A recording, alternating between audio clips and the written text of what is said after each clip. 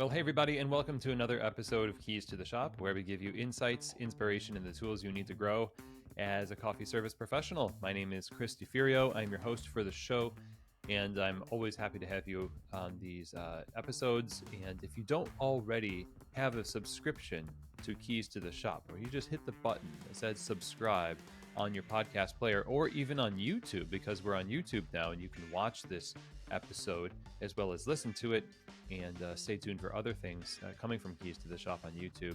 Go ahead and subscribe over at Keys to the Shop on both channels, wherever you listen to podcasts, and also at Keys to the Shop on YouTube. Now, I want you to know that Keys to the Shop, on top of doing this podcast, also offers consulting and coaching, where I get to work one-on-one with you to help you establish a really great and amazing coffee shop.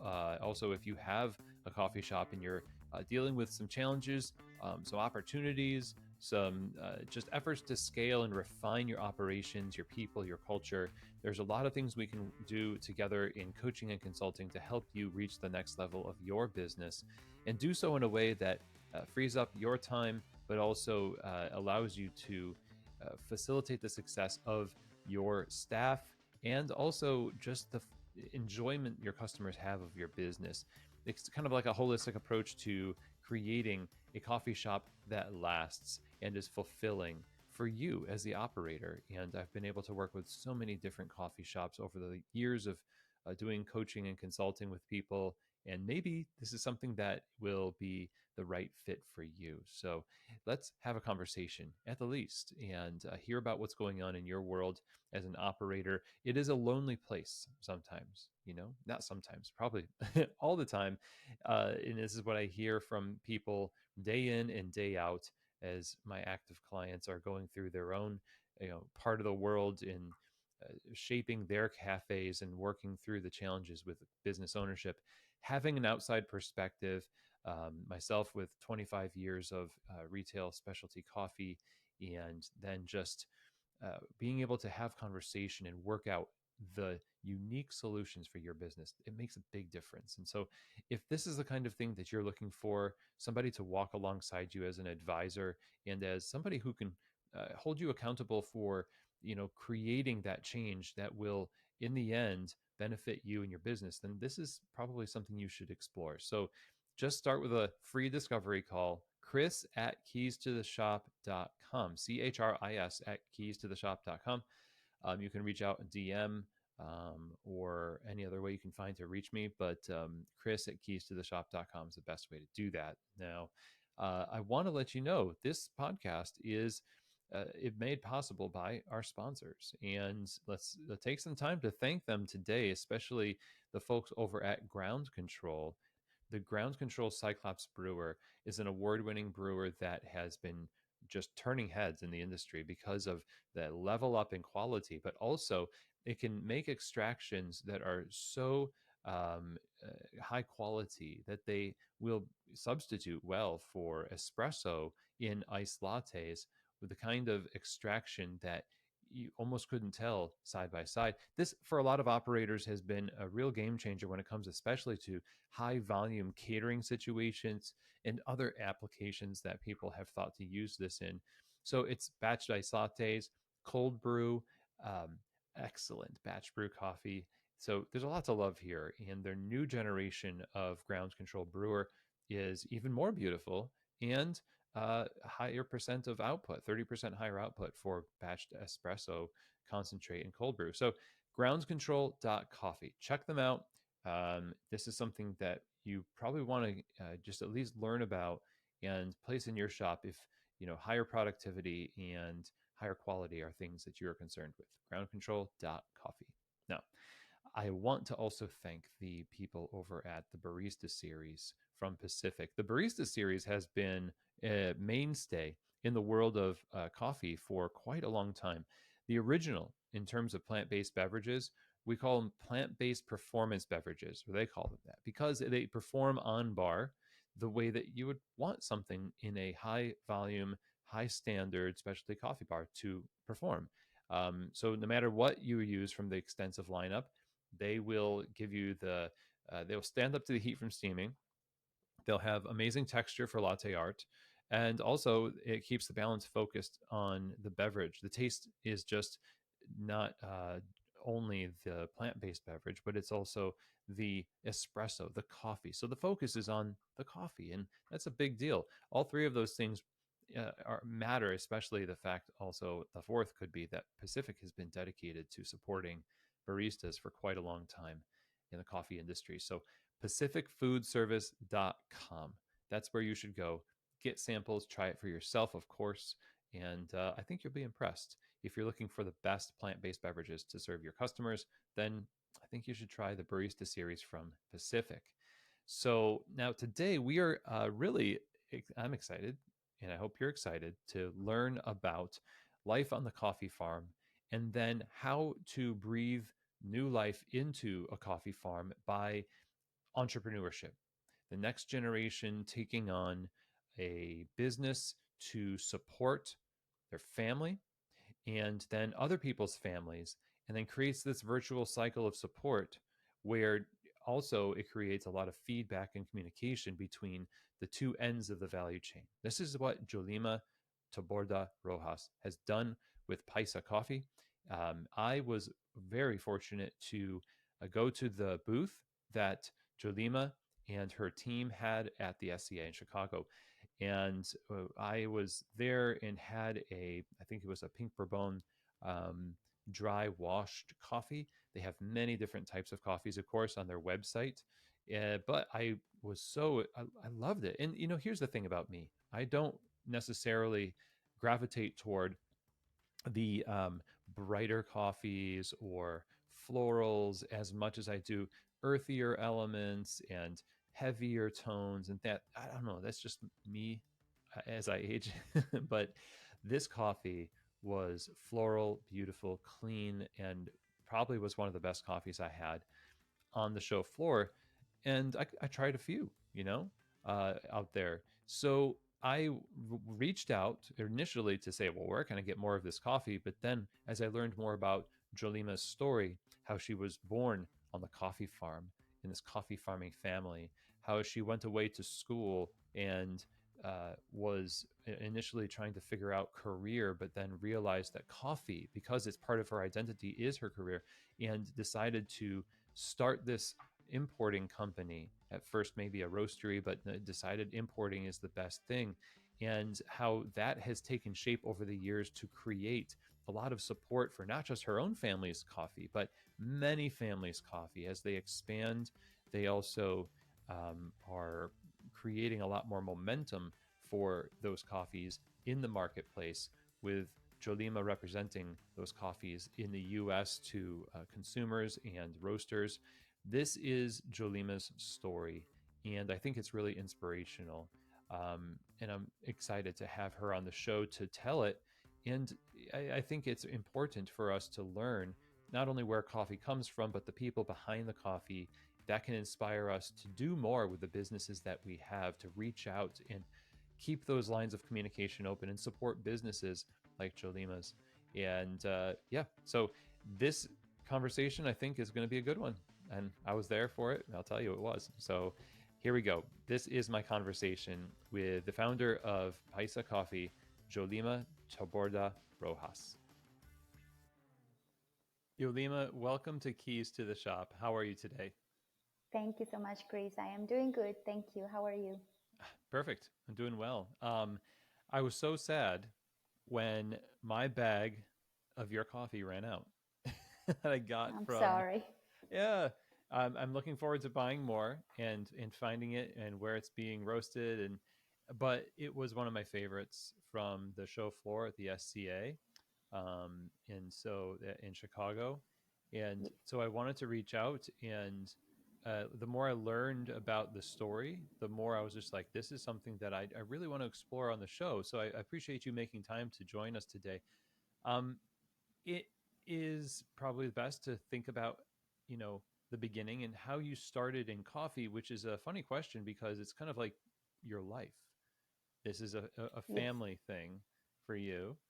So talk a little bit about growing up with a coffee family. I mean, you just like stay in that. There was a time where you went away and then came back. and got involved in a different way. But how was that experience growing up with coffee as the central thing? Well, first, thank you so much for the invitation again. I'm happy to be here. In regards to coffee, I pretty much was born into coffee, or I like to say, I literally was born at my parents' coffee farm in Colombia. There was no road to the farm, so my mom couldn't make it to the hospital. So I was born at the farm. And from then, my parents have been coffee farmers their whole life. My grandparents in both sides of my mom and dad, they have always been coffee growers their whole life, and their grandparents. So I'm fourth generation of coffee growers that I know, because I cannot get clear information of the other rich generations. But we have been growing coffee our whole life. My uncles and aunts and pretty much all my extended family has done that forever.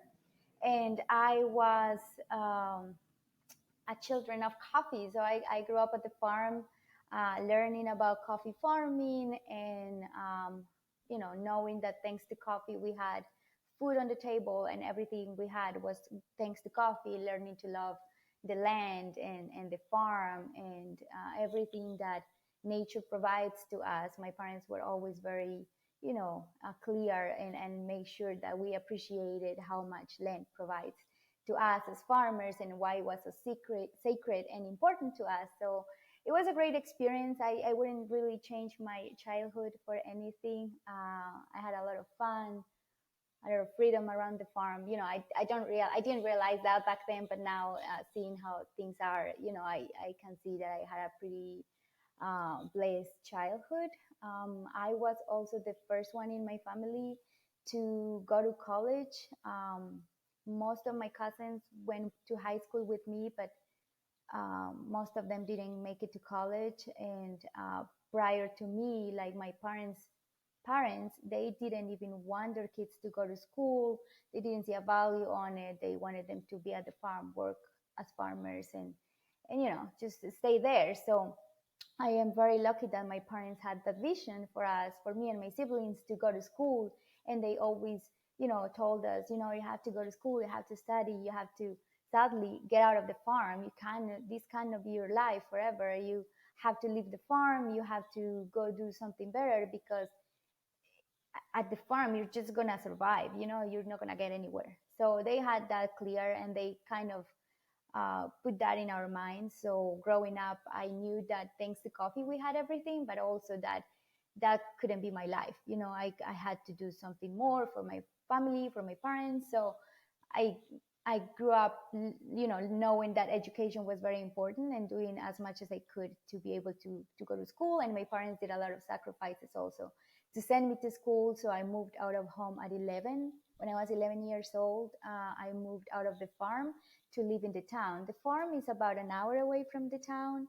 And when I was born, they built a road short after, but it's not like there's public transportation to go back and forth to the town every day. So there was no way I could go to school every day to high school. I did elementary school in the village.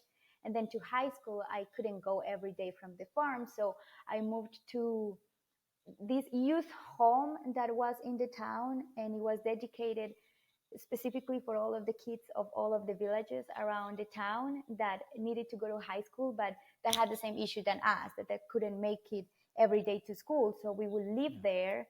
So it was like type of a dormitory, but it was not linked to the school. It was just a place to live.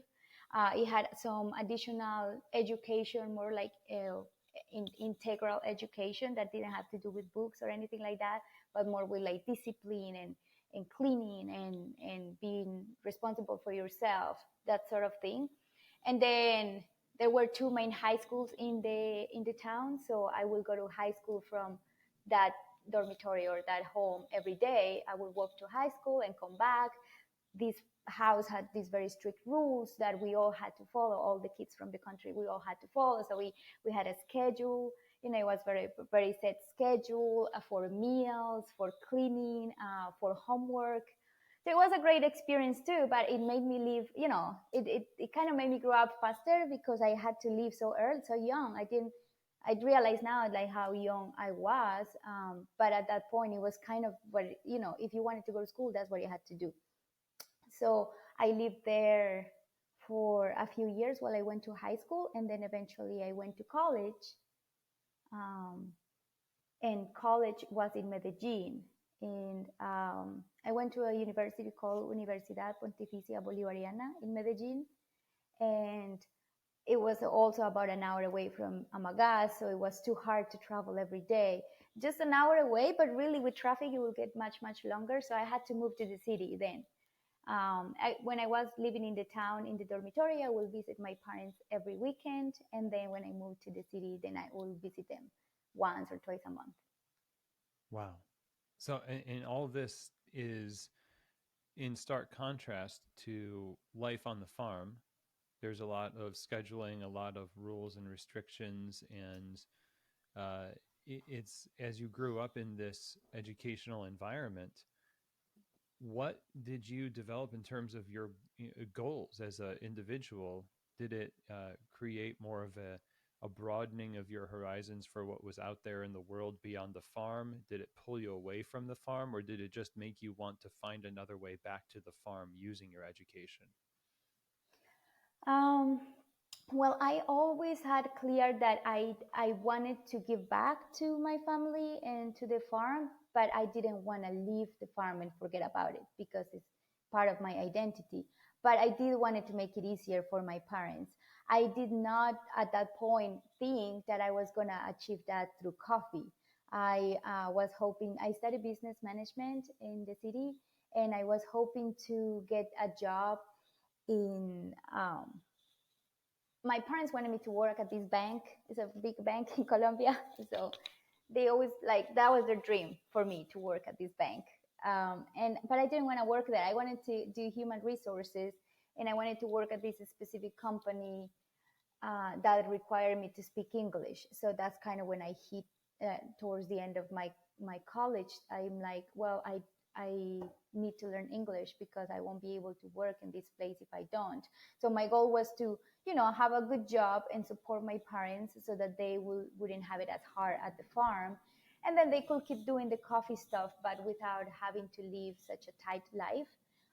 And I could help them from the city, right? And I could live in the city and go back and forth. Let's say that was kind of my end goal, right? Have a good job and have a competitive advantage, so that I could be able to grow professionally. I was always like I'm an ambitious student, and I wanted to grow professionally, but I really didn't see past that to where I am now. Um, Coffee was just something that I thought in the future maybe I would like to start a coffee roastery when I was in college, but I thought it would be like 20, 30 years down the road because of the investment and everything you will need to do that. So I never really at that point thought that I was going to be doing what I'm doing now. Talk to us about how you did end up taking that first step to what you're doing now and what that entails.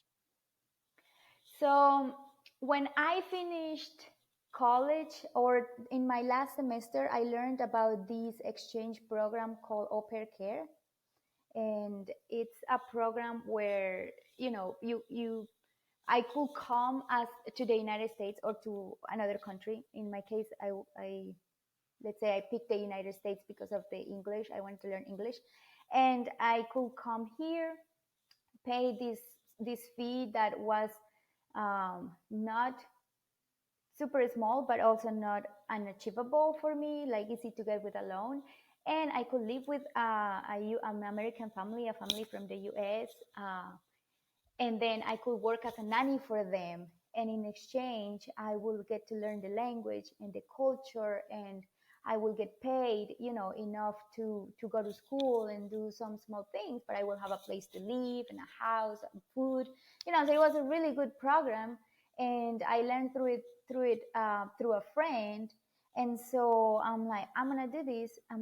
This is a great opportunity. And I researched some about it, and I learned some about some friends that had already done it. And I talked to some family members that were willing to give me a loan. And so I decided that I was gonna do that I was gonna come to the US and learn English and stay here in this exchange program for a year. And then I will go back to Colombia with my second language, and then I could get that job that I was telling you about that I wanted, that required me to speak English. And so I started the process for that, and I ended up coming to the US in 2014, at the beginning of 2014. And by then, I had not yet graduated, but I had completed all of my credits except the English part. I needed to pass this English exam so that I could graduate. So I came here and I moved to Bowie, Maryland, to live with an amazing family. I'm still very close with them, and I was taking care of their little girl, Peyton. And at the beginning was a little challenging because the English part was hard. But I loved the experience. I learned the language. I'm still learning, but at least I learned to communicate, and I learned about the culture, and it was an amazing year. But during that year, I also realized that the world is so much more than what I was seeing when I was at the farm or even in Colombia, and I started kind of my attention started being called by the coffee industry here. Like I started seeing how much coffee people drink, and like how big the coffee, like I was very impressed with the size of the drink and the size of the coffees. We drink like these size coffees in Colombia. I'm like, wow, people really drink a lot of coffee here. And after I finished that year, I exchanged my visa to a student visa, and I got more involved in doing some research around the coffee industry to see if maybe I could do something with coffee now that I was here. And I started going to roasteries and learning about cuppings. And then I realized that there was an opportunity to maybe bring my parents' coffee here. I thought that I had to roast it and bring it roasted. But when I started talking to roasters, they told me, no, we don't buy roasted coffee, we buy green coffee. So because I knew a lot about growing and all of that, but past the parchment, how we sold it in Colombia to the cooperative or the distributors, that's as far as my knowledge went, or even my parents. We didn't know what happened to the coffee after that. And so here I learned kind of the other side of the industry. And when the roasters told me we buy green coffee, and when I saw that there is an interest for single farm coffees, and that people get excited when they meet the farmers, I'm like, well, that's a great opportunity. But then also I realized that not many farmers have the opportunity to come here and bring their coffees directly either, especially no farmers that come from my same background, a small farm where most farmers didn't get to go to school. There's not that level of knowledge that kind of help you achieve that communication or that connection. So I talked to my parents, and I brought some green coffee from the farm. We have parchment, but to take the coffee from parchment to green is much easier than from parchment to roasted. And so I brought some samples and started giving them out to roasters and getting feedback, and I got great feedback. So that's how I kind of realized that maybe I could start a business, and I did. I started a business under my student visa, and brought a few bags to try it out. When we talk about learning the other side of what happens to the coffee afterwards, I mean, you said you saw people drinking a lot of coffee, and there's a lot of options for coffee that roasters have to choose from to satisfy that demand that customers have. How did you go about setting apart the value of your family's coffee in the marketplace against all of the other options that roasters have to choose from with green coffee?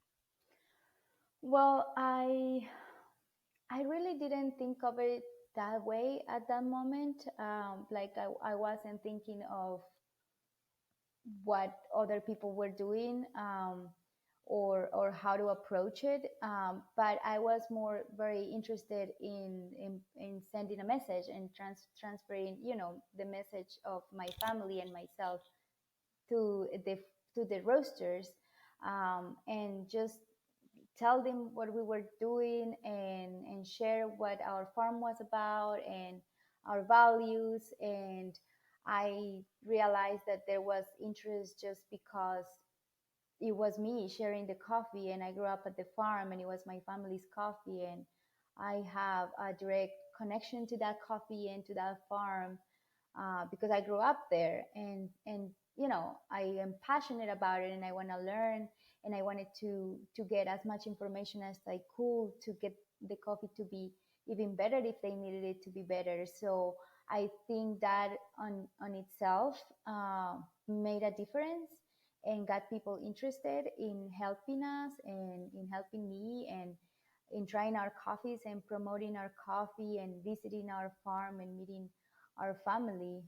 At that point, I guess there were many people bringing coffee in, but I don't really know how many were there that grew up at the farm and that had that direct connection with the farmers. Not just they knew them, but that pretty much grew up with them. Yeah, that's definitely a huge plus in terms of marketing, because and it's a huge issue in terms of marketing. People often will want the story, people will want the connection, um, and sometimes it feels as though there's not a huge commitment in terms of the relationship between a roaster and the people that are producing the coffee. So it's still more of a commodity, and even though it's direct, it's more like, oh, that would market really well in my roastery. And because this is yours and your family's livelihood, I imagine there's a lot of I imagine it's more preferable to have people who are more long-term partners in bringing in coffee and purchasing your family's coffee. And I'm curious how you've seen that shake out. How many people are you seeing approach this from, hey, we want to really partner with you, versus, hey, we just want to try this out because it checks the box of having a direct or semi-direct relationship coffee? Well, I think there's a little bit of both. The majority of my customers, though, have been, you know, I've, we have developed the relationships over time, and I think there are strong relationships at this point.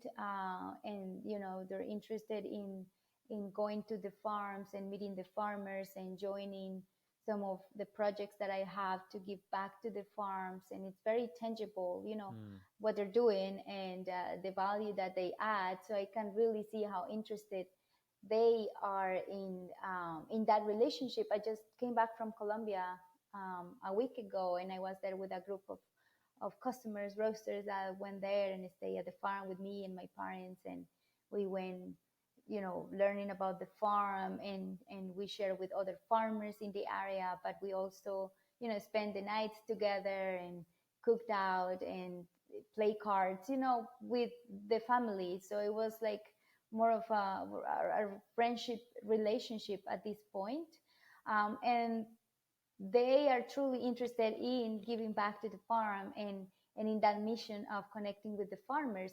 But Hmm. also, I appreciate the difficulties of that. Not everyone can do that. And even myself now, I am trying to, as my business grows, I need to add more farmers to my group, right? So I have all the farmers that are in my village and the neighbor village that I know, that I work with, and that I want to work with, and eventually will. But I'm also working now with farmers in other areas of Colombia that I am just meeting, for the first time. So I am going and meeting them, or I'm meeting them through friends that live in that area that are in the coffee industry. And I can see how difficult it is for them, because even for me that I'm from Colombia, I have to make a big effort to go meet them and communicate and learn about their farm and all of that. So to have that translate to roasters here, it's a big leap. The communication, can be hard, and most of the farmers don't speak English, and most of the roasters don't speak Spanish. So it's like that, just not being able to talk to each other makes it Yeah. really hard. And so I'm trying to become that bridge, of communication back and forth between roasters and farmers, and try to bring all the feedback from our customers to the producers, and the other way around as well. But it's Hmm. challenging to achieve. It's not perfect. So I think we need to continue working on that. I think the interest from the roasters is there. It's just it's not as straightforward as it might seem. It's quite difficult to directly create that link. So I think they trust me, on what I'm doing and the information I'm bringing and the documentation I'm presenting. Um, and so they want to work with me because that way they can ensure the things that they want to ensure without having to go to the farms. The ones that can, they do go to the farms, but it's yeah, it's not very easy. I am fascinated by this idea of exchanging feedback between the two different ends of the value chain, where we've got producers who are getting feedback from consumers and then vice versa. And in this case, consumers would be the roasters who you're talking with a lot. What are some of the most significant pieces of feedback that has led to change with how a roaster operates as well as how a farmer operates?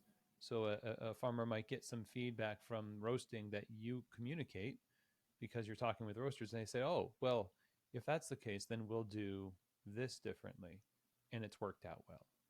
Or vice Yes. versa, where you've got a roaster learning more from the farming end and they change what they do. What have been some of those more significant moments for you since you've been doing this work? I think we have had quite a bit of moments like that since we started. And for example, well, one of the things that I've noticed right away is that the farmers don't know what their coffee tastes like. I grew up drinking instant coffee in the coffee farm until I was an adult. I didn't try my coffee or our coffee from our farm until I started this coffee business here. And that's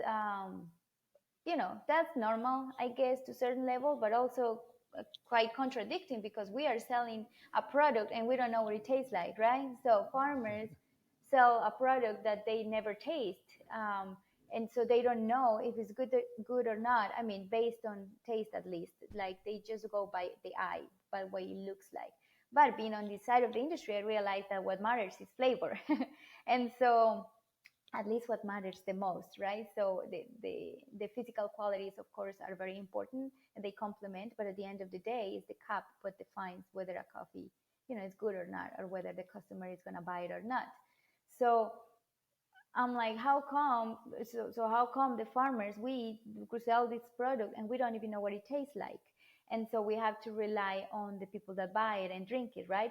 But we were never given any feedback on the flavor of our coffee because the way we sell it in Colombia, it's by the physical quality. So nobody tastes it. You don't get paid by the taste. You get paid by the quality, the physical Yeah. qualities of the coffee. And so when I started this coffee journey, I also took a Q grader class, and I went to a bunch of coffees and I learned a lot about tasting and flavor and all of that. And then I brought that back to the farm, and I gave my parents, initially just my parents, their own coffee to taste. And it was like a process for them to learn to drink coffee black because they were used to like instant coffee with milk, like I was too. So now, like, they drink only their own coffee. And so, but that's, it's been a whole process. But at that point, like, I was able to start teaching them, okay, it's like the way we process the coffee. I'm not just being annoying, like, with that we have to pick only the ripe cherries. It really tastes, you can really taste it. But as a farmer, you're like, oh, they're just being annoying, so they sometimes they're like, okay, whatever, it's the coffee is not completely right, but who's gonna know? But when you show them that you can really taste the difference, then they like, okay, yeah, it's true, it tastes different. And so we started processing natural coffees, and I will let them taste it, and I'm like, taste it, how different it is. And this is the reasons why we need to change certain things at the farm level. So for example, we started being more careful with the picking because at the beginning, we were getting some Quakers, or we weren't getting as much sweetness as we wanted to. And then the roasters I was talking to suggested that we make sure that the picking was better, or that at the dry mill we pass the coffee through a density sorter, which at the beginning we didn't have a density sorter, so we didn't use it. But thanks to that feedback, then we found a mill that had a density sorter, so that we could pass the coffee through a density sorter and make sure the sorting was better. And we also just by being here and learning how other countries also process their coffee, because it's funny that since I'm in the US, I've met more people from even from Colombia, from other areas of Colombia, than when I was living in Colombia. And the same thing happens with people from other countries, from other producing countries. So the natural processes and techniques that people use in other countries, then we started applying at our farm too. And so I would bring that information back to my family, and then now I was at that point, I was now working with my uncles and my parents and some neighbors' farms, and so we started developing recipes based on that feedback. So people really like natural coffee, so I'm like, I taught them this is a natural coffee. And at the beginning, the farmers, like my family, they were like, "Are you sure that's gonna be good?" Because they would like see the green beans all stained from the natural process, Right, and right. in their mind, because they've been selling based on the looks, that's bad. So they're like, "I don't know, Jolima, this is coffee. I think it went bad. Look, it's all stained and yellow." And I'm like, "It's fine. This is what, the more yellow, the better." So it was a learning curve, but we wouldn't have learned that if we hadn't had the feedback here. And vice versa with the roasters, like having them understand or realize that the harvest from this year, even if it's the same farm, the same process, it might not taste exactly the same as the one for next year, because we don't control certain things like the weather, right? Right. So if we have a different weather, if for example it took longer to dry the coffee than it took before, then we might have certain variations in flavor. And so all of my customers always, they even the ones that buy the same farm every year, they will taste the coffee and make sure it's up to standards, but they're flexible if there is a little variation. We're always trying to make it better, but they are open-minded in that sense. Like they know that there can be variations, or that the quantities that we produced last year might not match the same ones that we produced this year, because it's small farms, and we don't control the weather, and if the weather is not good, the yield might go down, etc. So they're very flexible on that and adapting to those changes, and I really appreciate that. Yeah. So, since doing those changes and passing that information along, has it always worked out to equal more sales and a better reception to the consumer, the consuming roasteries? Yes, it has. And we have, like the past 2 years, we have started doing extended fermentations for the coffees that we were doing regular wash, based on what I've learned here in the industry of what people want and the results. And that has increased the CAP score of several of our coffees, just with small changes like that at the farm. So I think it's working. It has worked so far. People, you know, the coffees are getting better. The farmers are getting more open-minded. If they will try anything, just because also they have the insurance that I'll buy the coffee, so they're willing to experiment, because it's their livelihoods, right? So I don't ask them for too risky things. For example, I know that there is a demand for fancy varietals, like geisha or certain bourbons, that are varietals that are very susceptible to certain pests. And so I will not ask any of my family members to replace one of their lots with one of these varietals, because I know that there is a very high chance that they might, it's a higher risk for them, and they live off coffee. So I'm not going to risk their livelihoods like that, just by asking them to try something that might not work out for them. Yeah. So instead, we try things that are more conservative, but that can help, like processing. It's something that we are willing to experiment a lot with, and they are willing to experiment a lot with. And as long as I'm willing to take the risk, they'll do it. So it's we have taken everything slowly, like no big, huge, drastic changes. I take risks, but I'm not super. I won't take a huge risk that without being a little bit sure. I'll try a little bit, and then if I see works, then I go that way. So, but it's working out. So we talked about that from the aspect of the change to what happens on the farm changes the way the coffee is received by the roasters, and you're able to sell more. It's more stable. Um, and there is also, I guess, uh, the factor of now it's not just your family; it's other farmers, neighbors, and you said uncles and etc. So there's a lot more on the line, which is understandable. Not taking those kinds of risks, um, but how do you provide sort of a cushion for yourself as a business? Because this is something importers deal with a lot, which is you still have to stay in business. So there's a limit to how much you can absorb um, when something doesn't necessarily go right. Is it blending? Is it finding homes for coffee and marketing that coffee in a way that finds a home for it in different roasters? Like, what kind of channels do you have to find a home for all this coffee? Because you've got such a variety, both in the highest end to the good coffee and the exceptional coffee and the processing. Um, how have you designed those channels to provide a consistent flow where you're not risking your company going out of business? Yeah, so that has been a little challenging and a slow process to figure out for me because I started out with my family's farms, and I really trust my family and I know, if when they have a lot that goes wrong and they know they don't sell it to me. They tell me I can't sell it, this happened, and so we're just gonna sell this locally. But I know realistically not everyone is gonna do that. So I work with a curator in Colombia that because I also realistically I cannot just be going to the farms every weekend to taste during the harvest, right? Or every time there is a crop, or send a sample every time. It will get very expensive for me, and I'm a solopreneur. I cannot take that much expenses.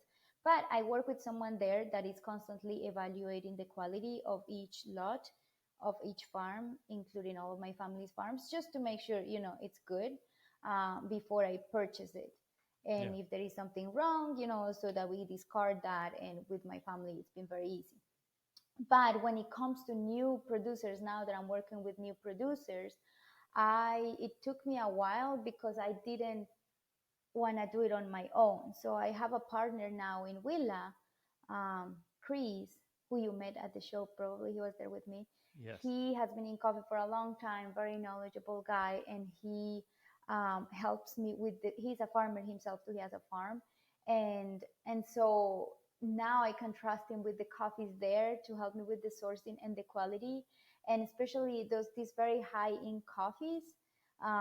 We are working with farms that have now like the technology and the capacity to produce these very, very, very special lots. And I am buying very small quantities because I'm just getting into it because their risk is very high, as you said. And I work with a loan, like I'm sure all the businesses in this industry do. But I have to be careful. I don't want to get into too much debt that I cannot pay. So that's probably also why I have grown so slowly, by just being very conservative and making sure I can sell those coffees and that the quality is there. So I don't have employees, but I do have a team there pretty much that I helps me with that stuff that I pay to take care of that and ensure the quality before the coffee gets here. But once it's here, I also have that responsibility of sharing those coffees with new customers and looking for new roasters that might be interested, and try to keep a balance between the risk, the amount of risk that I am willing to take, and and the and the things that I can do without risking my business too Yeah. much. So I think it's gone well. The only thing is gone very slowly because of that, because I don't want to risk too much. No, that's probably a good thing though, because sometimes rapid growth is unsustainable, and it can lead to some risky decisions, I guess. So I am curious about the um, the generational question that we have asked many times in the industry at trade shows, and that is the aging population of coffee farmers um, in the world versus how to get younger generations who are children of coffee farmers interested in coffee farming and interested in coffee in the sense that, like even yourself said, you never thought that it would be coffee that led you to help your family's farm, like you were yourself doing the coffee business. But it's, as you said, it's part of your identity. um, but I think there's a lot of people who struggle with hopelessness around how the industry is shaping up right now, what the price crisis and the unsustainability of coffee farming. But the path that you've carved and the thing that you're doing right now seems to be one of those bright spots, and gives hope that there is something there's a model to innovate ways to get involved, or to pass on the legacy to the next generation. I wonder if you could speak to what you think the future of the next generation of coffee farmers looks like, given the path that you're on right now, and how do you see that? Yeah, that's a difficult question. But I think for me, like the most important thing, honestly, was to be able to access education. And with that, it came the vision of, there is more to coffee than just farming, and there is ways to help without staying at the farm, and make sure that the people that are willing and staying at the farm are well taken care of. And I think just by doing that and showing the kids of farmers around me that that can be done, it gives a lot of hope. And I see a lot of interest now from from young children of farmers that want to do the same, and that want to try to promote their family's coffees as well. We at the farm, at my parents' farm, I built a coffee lab. Is pretty much finished, and have a coffee roasting machine there. And my mom learned to roast, and so she is roasting coffee and selling it in Colombia locally from Mm. the farm. All of the fly crop, all of the coffee that I don't get to bring, she sells it there locally. And now we're opening the doors to other farmers in the area that want to have their coffee roasted. Then we can roast it for them, and they can go and sell it locally. So just something small like that opens the eyes of the farmers to new possibilities, and to the children of farmers that have maybe more energy and vision and want to go out there and try out things and take more risks. And I think at the more education, and with technology, now with the possibility of learning so many things through the internet, um, it opens up the doors and it gives hope to those farmers. That said, Mm.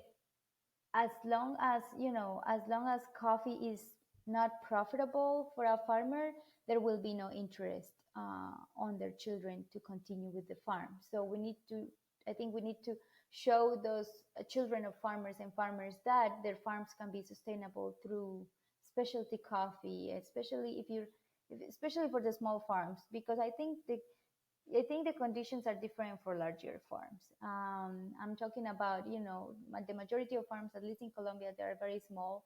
And even if you have a really, really good coffee, if it's a small farm, like if you have a 2 hectare farm, you can have really, really good coffee and sell it even for a premium, but it's just not enough coffee to sustain you for a whole year, and your family. Um, so Mm. those farms that are very, very small, they need to sell very, very, very high, expensive coffees for it to make sense. And they, I think, are the ones that have the possibility to do that because they can handle smaller quantities easier. But also because those are smaller farms, they are the ones with less resources. They don't usually don't have enough resources to like buy equipment or invest in education to produce these very, expensive lots. And even if they get to do it, you need the connections to be able to sell them at a good price. So I believe that all can be achieved through education and through learning a second language if it's possible, and at least just going to school will open, it doesn't need to be college, but going out of the farm to explore and learn, and then bring all that knowledge back. And I think that's happening now. But for example, in my family, I had two cousins that decided to stay in the farm. Having the option to go to school, they decided to stay and work as farmers because they love the farm and they wanted to be farmers.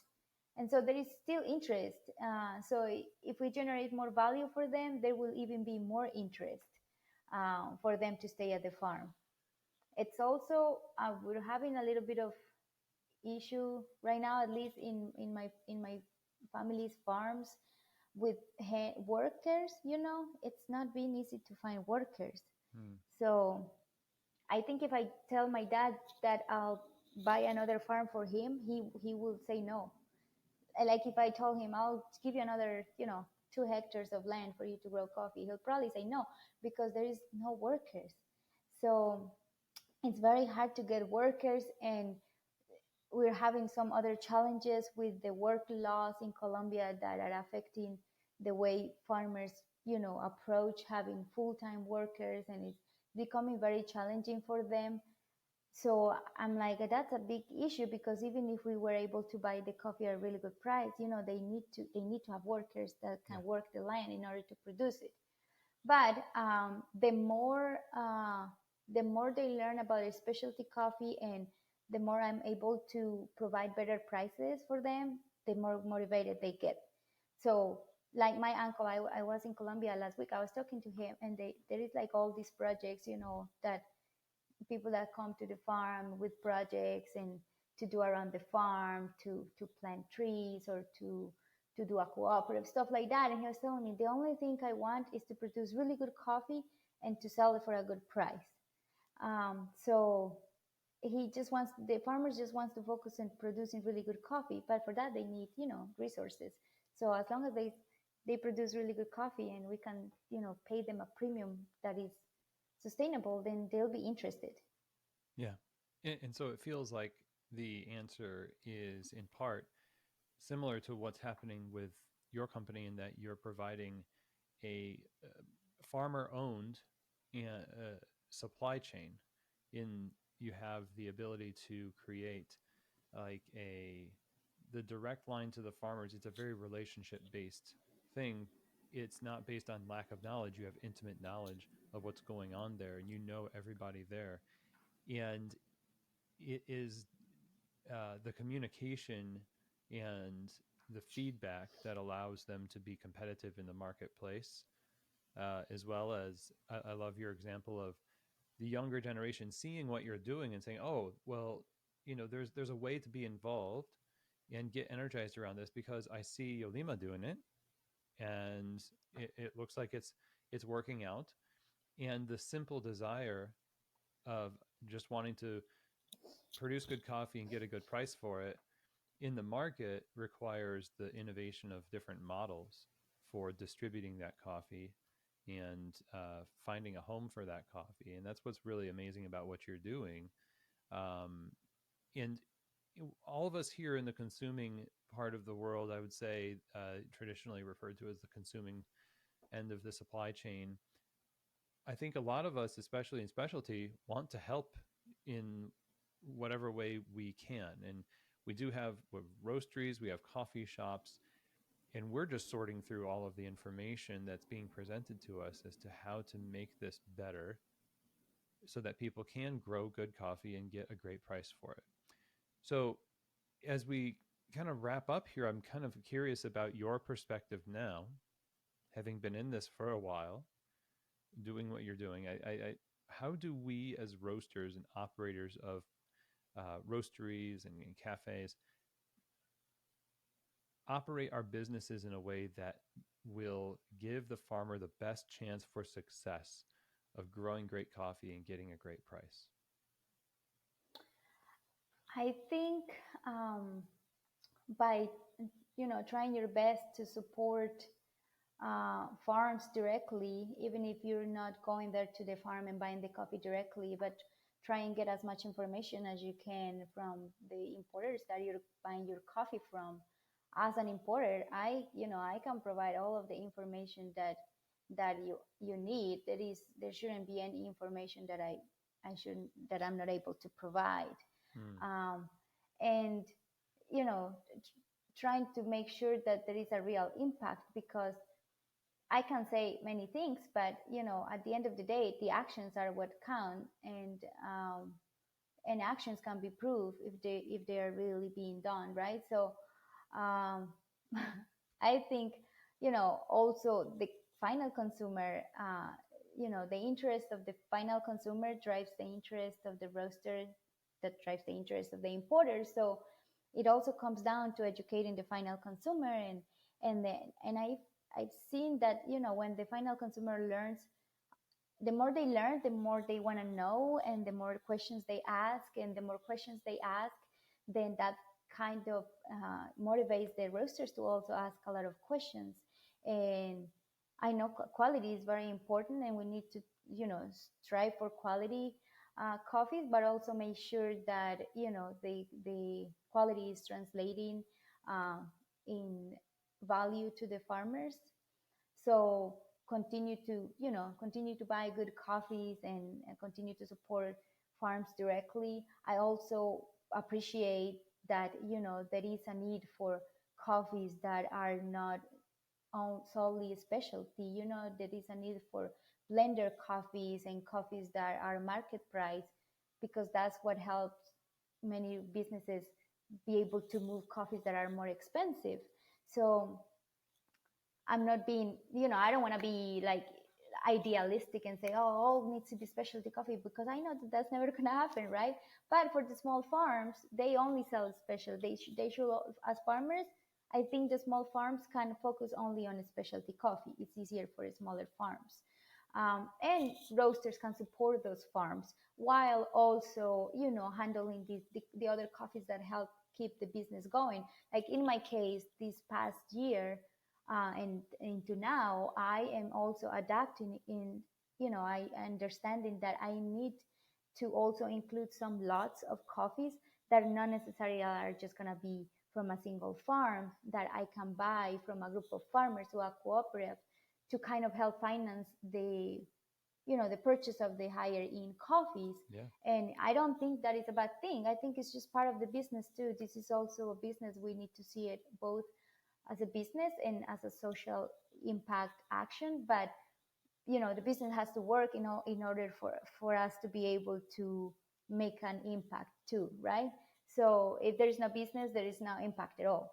So I think that that's fine. But also just keep in mind that that there's always a space for these specialty coffees. And when it comes to specialty coffee, there is a lot of questions that we can ask, and a lot of answers that we can get, and a lot of ways we can help the farmers. And the main one is just making sure that they are being paid fair prices for the coffees that you're buying at fair prices. Well said. Yeah, I love that. And it's true. No business, no impact. And coffee shops operate this way. Similar, I mean, that we love our competition level signature drinks and other things, but at the same time, dark roasted drip coffee and large lattes with lots of vanilla. Yeah, it's what pays the bills, and they actually are delicious. And so, Yeah, yeah, yeah, and that's not the enemy. That's like actually like an ally, like to help us. yeah, If it help us do better things, like we should just try and do great what we can do good, and then also support ourselves in some sort of the commercial grade coffee in a way. yeah. That's right. So thank you so much. This has been great. And I appreciate you taking time to tell your story here and enlighten us as to how things are going on the producer side of what we do. Where can we stay in touch with you? and all that you're doing, and get some of your samples in our roasteries. Yes. Um, I have a website, but the most of the traffic comes to me or the people I connect with is through Instagram. So at Paisa Coffee LLC. And then my email is Jolima, Yolima, at Paisa Coffee LLC. And I'm sorry, at paisacoffee.net. So, I'm happy to receive any emails with questions or requests for samples, and I'll send samples anywhere in the US or even outside the US too. So just contact me through either of those, and I'll be happy to send some coffee over. All right. Thank you so much. It was great to have you on the show. Thank you so much, Chris. I really appreciate your time and opportunity to be here, and thank you for opening your platform to me. Okay, everyone. So, how did you like that? What do you think about the story that Jolima told? How are you thinking that you will take this information and change the way that you do business? Maybe ask more questions, be more curious, ask your importers about things. Maybe reach out to Paisa Coffee, see what kind of coffees they're importing, and if they can be served on your menu, it's worth a shot. I really do love the coffee that I have tasted from them and the farms that they represent. And here's the thing, this, I think, feels like the future of what the supply chain looks like. Farmer direct or even farmer owned, very in the family, in the network, representing the product in such a direct way. We that are not related and everything, we can do this direct, but I love the idea of the ownership being within that network of coffee farming families. And that's what's so inspiring about this.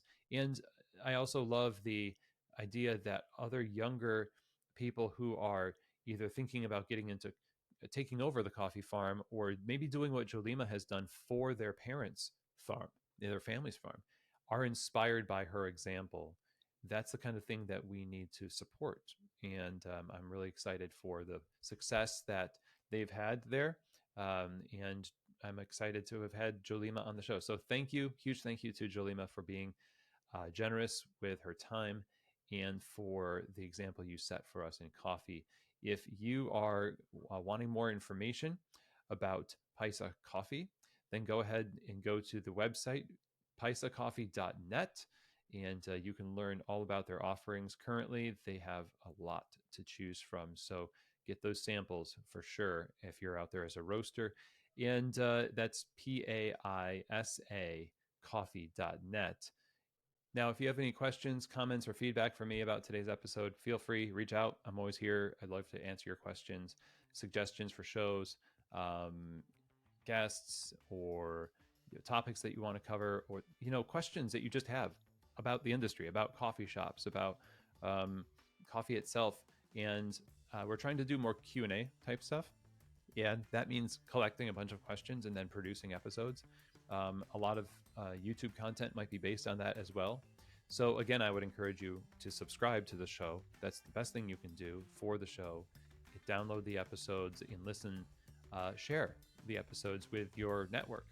If you have an email list, if you have a coffee crew team at your coffee shop, if you just want to share on social media, that's really helpful for Keys to the Shop. So many people still don't know about the show. I mean, there's a lot of people. It's a big world. So the more help we get, the better. And I really appreciate every single one of you who have taken the time to do this already. So I do want to let you know, really soon, actually, I'll be in New Orleans in Louisiana for Coffee Fest. Go to coffeefest.com to learn more information.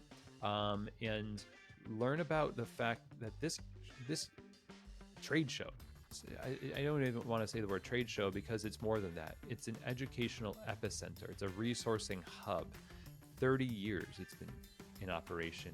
And I'd say for your money and time, it's probably the best investment you can make if you own a coffee shop, to go to Coffee Fest, sign up for free or very reasonably priced courses and workshops, some of which I will be teaching because I'm going to be there every show this year.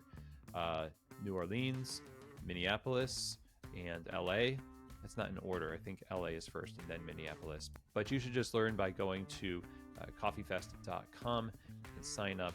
And that will definitely be a worthwhile investment for you and your team. Again, over at coffeefest.com. That is the end of our show. Thank you so much, everybody, for joining me again. I hope it was very inspiring, educational, and I, as always, truly hope that this show has given you keys to the shop.